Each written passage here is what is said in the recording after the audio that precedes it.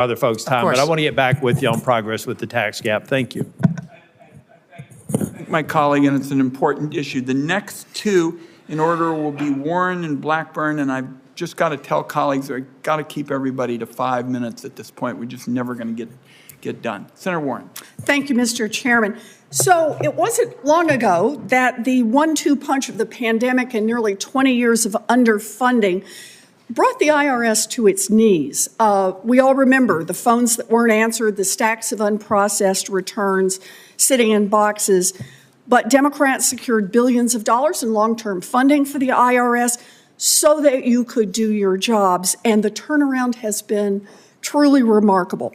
Yesterday was the tax filing deadline, and I want to congratulate you, Commissioner Werfel, and all of the hardworking folks at the IRS for a smooth tax filing system and season. So this year, the IRS launched a pilot program called Direct File, first of its kind option for Americans in 12 states to be able to file their taxes online directly with the IRS. It's easy and it's free. And that means instead of the $150 on average and 9 hours that taxpayers typically spend for the privilege of filing their taxes, they can do it for free with the IRS. So, Commissioner Werfel, I'm sure your team is still going through all of the data from the filing season, but what is the feedback that you've seen so far on Direct File? It's been tremendously positive. The results of the pilot have been super encouraging for a couple different reasons. One, the product worked. Second, our partnership with the states, like Massachusetts, the state's product that we handed it off to, because once you do your federal taxes on Direct File, if you have a state income tax, then you have to do the handshake, like we did with the state of Massachusetts and the state of New York and others. That worked as well. Taxpayers told us in almost unanimity that it was easy to use, fast, secure, and of course free, which was the bottom line that people wanted to emphasize. So very, very encouraging results. But as we sit here, and you know this better than anyone, Massachusetts is still filing, and the pilot isn't done. And I know there's a lot of people that want to know, okay, what was the cost? What are the final numbers? So we're not there yet. You're days away. That's right, days away. Yeah. But I do want to start with the fact that Direct File is getting 5-star reviews. It is. I take it.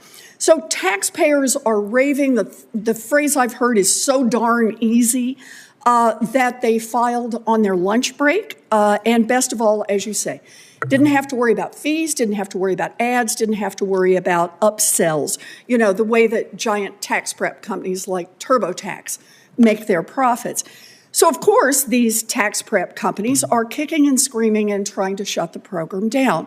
And their lobbyist friends claim that it is somehow illegal for the IRS to provide a 21st century online tax form. This argument is laughable.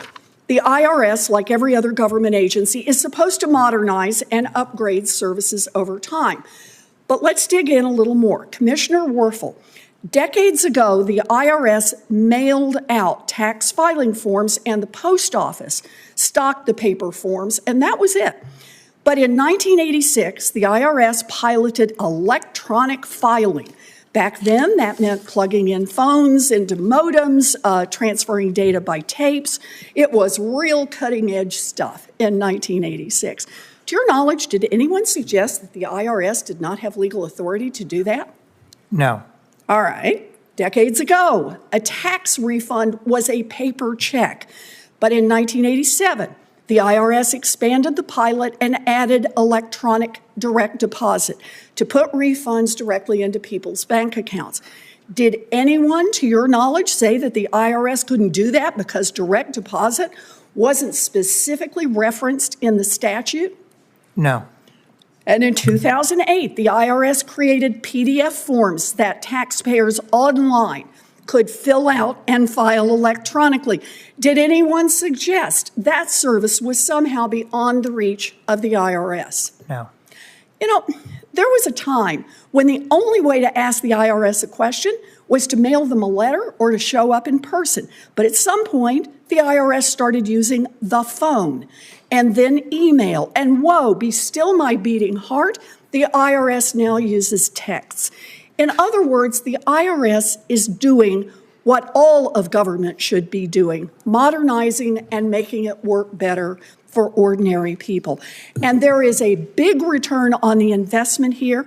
The Economic Security Project studied the full costs and benefits of a full-fledged direct file program and determined that nationwide direct file will save taxpayers $23 billion a year, including tax prep fees that they won't have to pay and tax refunds that people currently miss out on. I did the math.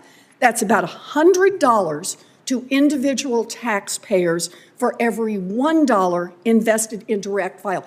It is a great investment. Thank you for the program. As Thank you, much Mr. as I Chairman. agree with the senator from Massachusetts, we got to move on. Senator Black.